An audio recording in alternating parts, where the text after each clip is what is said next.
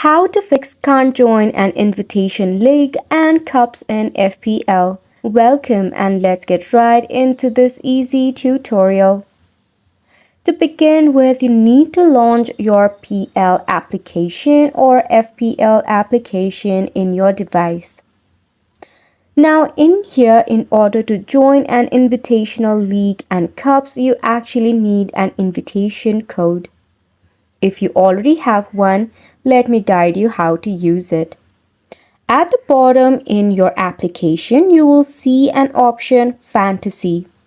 That is the jersey icon. Just tap on it. Now, make sure that before you join a league or a cup, you actually have yourself a team. If you do not have a team, right at the top over here, you will see the option of Pick a Team. After you have successfully made yourself a team, now you will see the option of Leagues and Cups at the bottom. In order to join whether a league or a cup, select Leagues or Cup and you will find the option of Join Leagues. You need to select on it. Right here, as you can see, you will require an invitational league code.